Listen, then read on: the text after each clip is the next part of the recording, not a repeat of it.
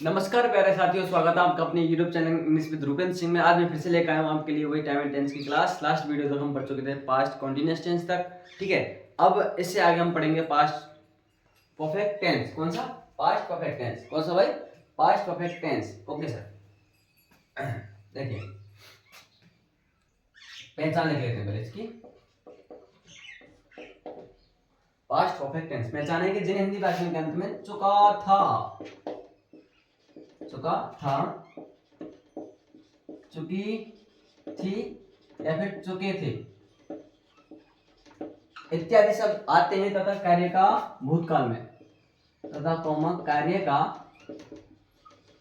भूतकाल में पूर्ण होना पाया जाता हो, पूर्ण होना पाया जाता हो, ठीक है। ऐसे बैक पास्ट परफेक्ट टेंस में आते हैं। किसमें? पास्ट परफेक्ट टेंस में आते हैं, ठीक है। इसके बाद बात करेंगे एडवर्ब की। अब सब इसकी एडवर्ब कौन कौन सी है? पास्ट परफेक्ट टेंस की एडवर्ब है अधिकतर बिफोर और आफ्टर, ठीक है।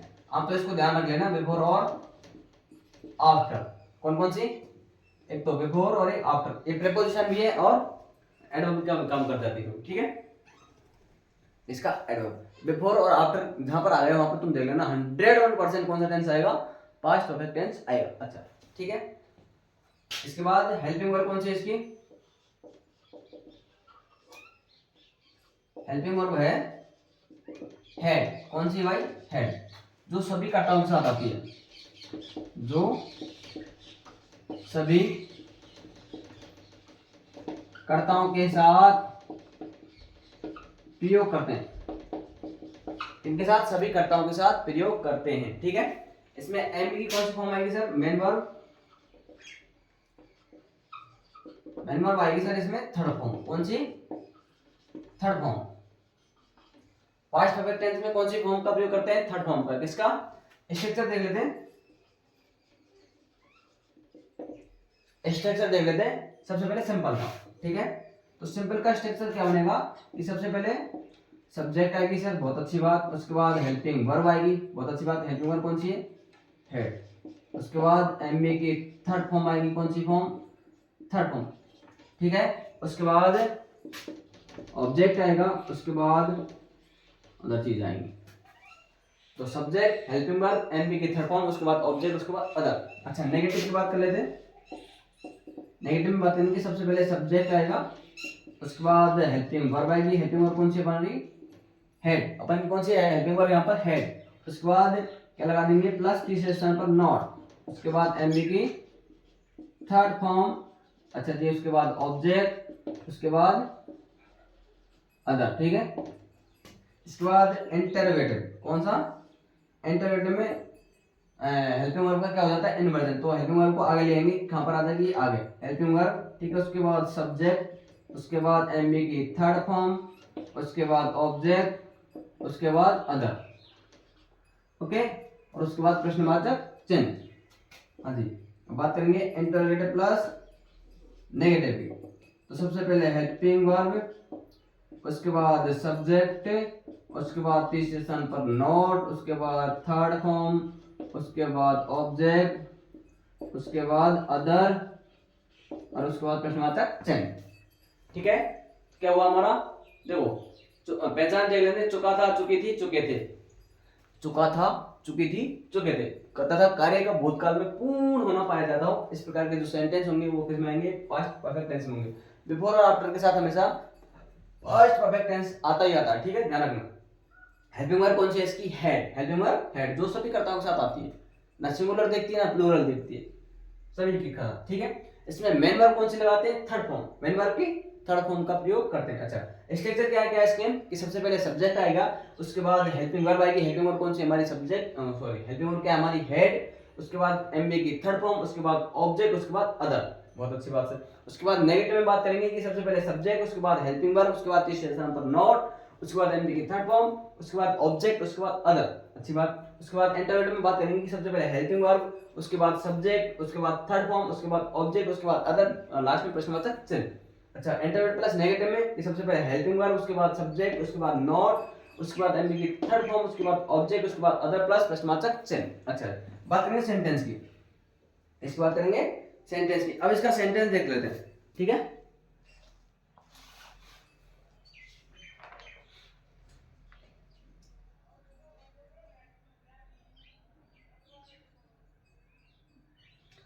हाँ, सेंटेंस दे लेते हैं।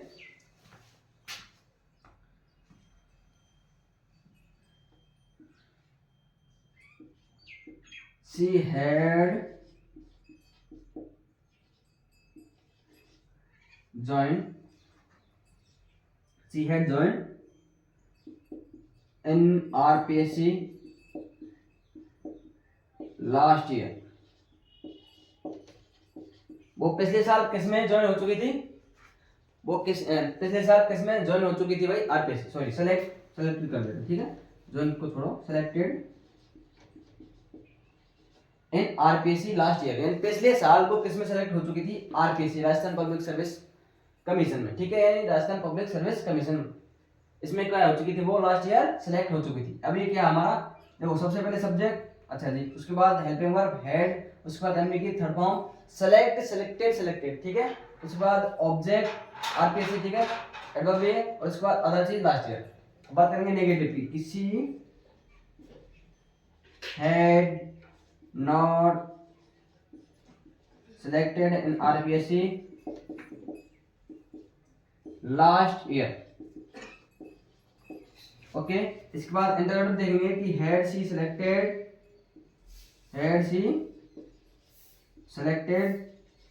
इन RPSC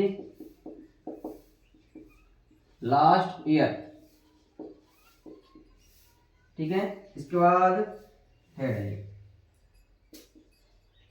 had she not selected in RPSC last year, ठीक है। और यहाँ पर इंटरव्यू प्लस नेगेटिव में क्या लगा देते हैं? लास्ट में प्रश्नवाचक चिन्ह, क्या लगा देंगे? प्रश्नवाचक चिन्ह।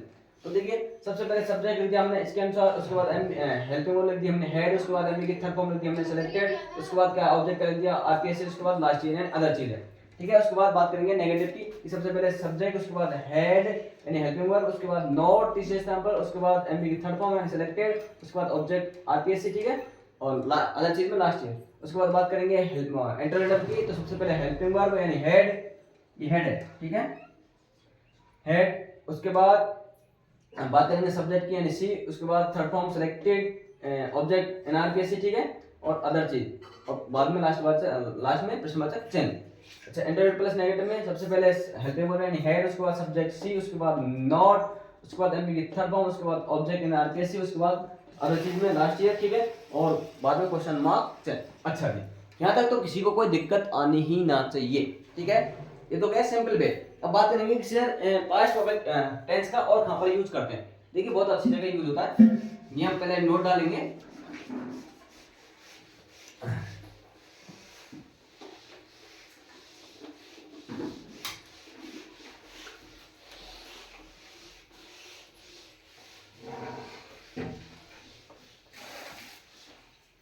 देखिए कि यह टेंस अकेला नहीं आता, इसे पास्ट इंडेफिनिट टेंस के साथ लिखा जाता है। नोट डाले लिखेंगे कि यह टेंस कौन सा टेंस? Past perfect tense. कौन सा? Past perfect tense. कि यह टेंस अकेला नहीं आता, अकेला नहीं आता है,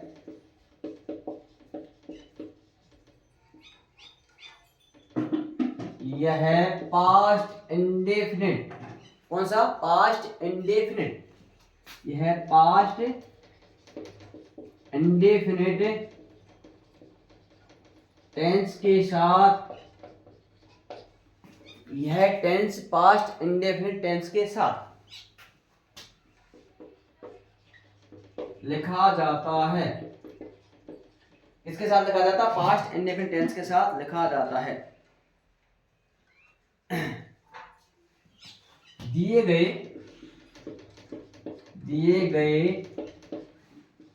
दो कार्यों में से, दिए गए दो कार्यों में से दिए गए दो कार्यों में से जो कार्य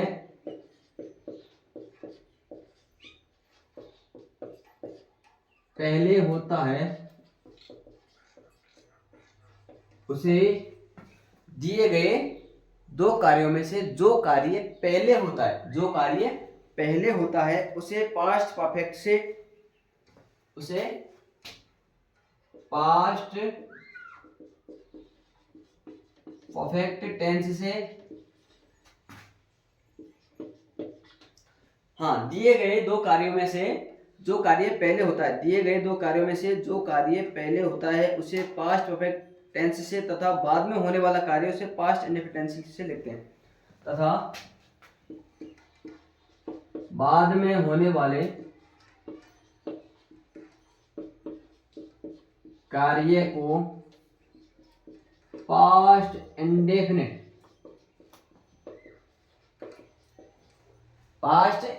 टेंस से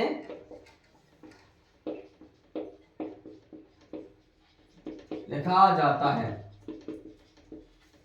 क्या कहा मैंने कि दिए गए दो कार्य, ठीक है, उनमें से आपको जो पहले वाला कार्य हो रहा है, सबसे पहले जो कार्य हो रहा है दो कार्यों में से, तो उस टेंस को तो लिखना है आपको पास्ट परफेक्ट टेंस में, और जो बाद में हो रहा है उस टेंस को, उस कार्य को लिखना है आपको पास्ट इंडेफिनिट टेंस में, ठीक है।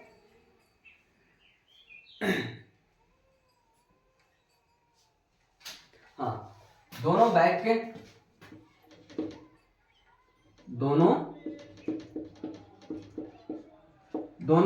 के बिफोर, हाँ भाई, BEFOR, बिफोर यानी कि वैन, ठीक है, बिफोर को वैन से भी लिख सकते हैं, ठीक है, बिफोर कॉमा आफ्टर से जोड़कर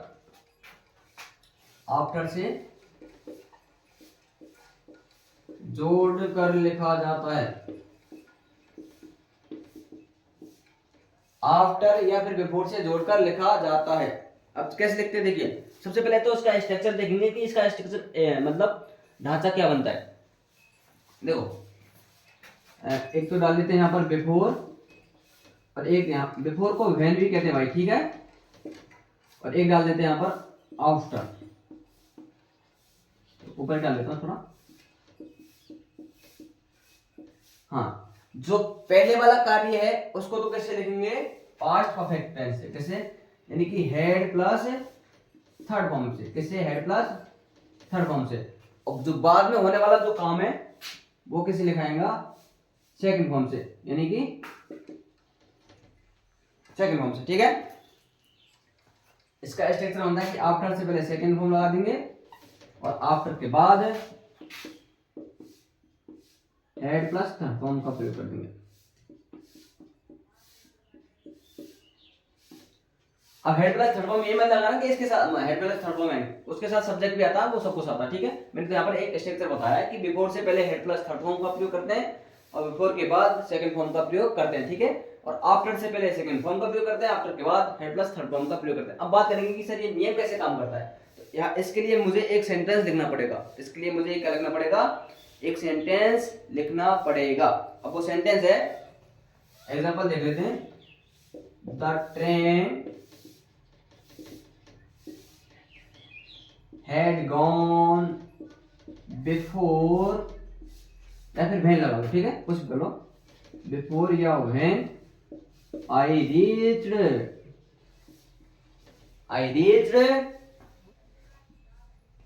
station।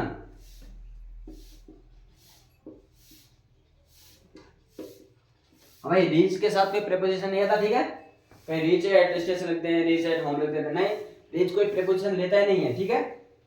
तो देखिए, अब मैंने बात की थी कि सर दो कार्य दिए हुए होते हैं, कितने, दो कार्य। अब पहला कार्य क्या है कि जो पहला कार्य होता है, जो पहले वाला कार्य होता है, तो उस कार्य को हम किस में लिखते हैं, पास्ट परफेक्ट टेंस में, किसमें, पास्ट परफेक्ट टेंस में, ठीक है, और जो बाद में वाला होने वाला काम है वो किस में आएगा, पास्ट इंडेफिनिट टेंस में। अच्छा, अब इसमें से देखो, एक कार्य तो ये रहा, ठीक है, यहां तक, और एक कार्य ये रहा। आई रीच द स्टेशन और द ट्रेन हैड गॉन। अब देखो यहाँ पर किससे जोड़ रहा हूं मैं, बिफोर से। किससे? बिफोर से। किससे भाई? बिफोर से। कि द ट्रेन हैड गॉन, कि ट्रेन जो थी ना वो जा चुकी थी, ट्रेन जा चुकी थी बिफोर यानी पहले, यानी जब, बिफोर माने पहले, कुछ भी कह लो, कि बिफोर यानी पहले, आई रीच द स्टेशन यानी मेरे स्टेशन से पहुंचने पर, सॉरी मेरे स्टेशन पर पहुंचने से पहले, मेरे स्टेशन पर पहुंचने से पहले ही ट्रेन क्या कर चुकी थी, जा चुकी थी। अब ट्रेन पहले गई है कि बाद में? अरे ट्रेन पहले गई के बाद में, उसका जो स्टेशन पर पहुंच गया था उसके बाद गई ट्रेन, या फिर स्टेशन से पहुंचने से पहले चली गई ट्रेन? स्टेशन पर पहुंचने से ही पहले चली गई थी ना ट्रेन। अब जो पहले वाला जो कार्य हो रहा था, ट्रेन जो जा चुकी है, उसका वो क्या हुआ, पहला कार्य हुआ ना सेंटेंस का। तो देखो द ट्रेन हैड गॉन, तो ये तो हमने किस में लिख दिया, पास्ट परफेक्ट टेंस में। किसमें? पास्ट परफेक्ट टेंस में। अब जो बाद में वाला होने वाला कार्य, वो बाद में क्या करता है, वहां पर स्टेशन पर पहुंचता है। तो आई रीच द स्टेशन, तो उसको किस में लिखते हैं, पास्ट इंडेफिनिट टेंस में। किसमें? पास्ट इंडेफिनिट टेंस में। ठीक है। अच्छा दूसरा स्ट्रक्चर देख लेते हैं सर, कि इसमें तो ऐसे आ जाएगा, पर आफ्टर बारे में और बताओ। चलो साहब आफ्टर बारे में बता देंगे।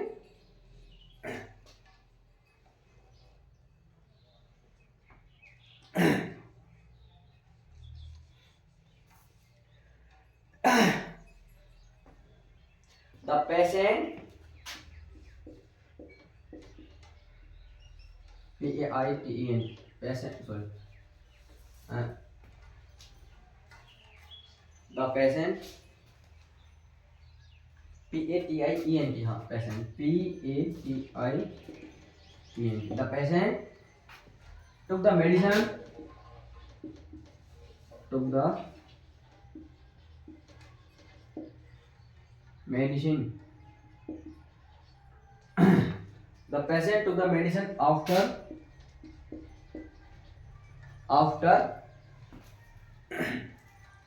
the doctor had come, after the doctor had come।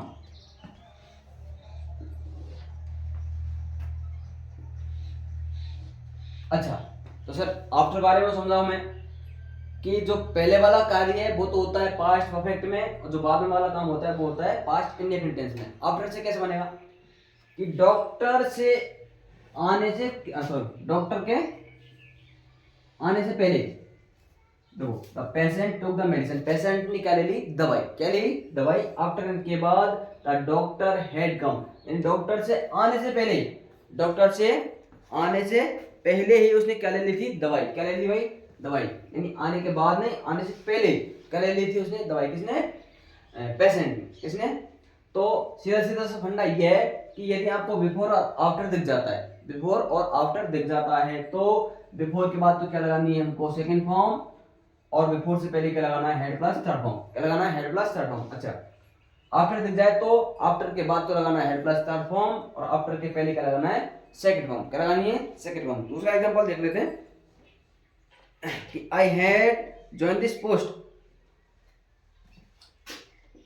I had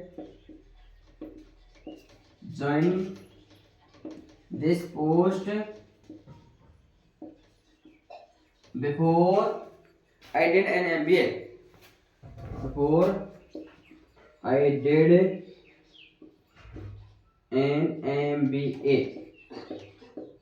ठीक है, यानी मेरे MBA करने से पहले मैंने क्या कर ली थी, इस पोस्ट को ज्वाइन कर लिया था। मैंने क्या कर लिया था, इस पोस्ट को क्या कर लिया था, ज्वाइन कर लिया था। ठीक है। I went to college, I went to college after I had submitted my form।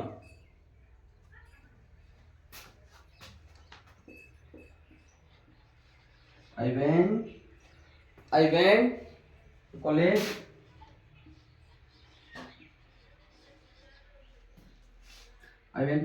after, इन मेरे कॉलेज जाने के बाद, मेरे कॉलेज जाने के बाद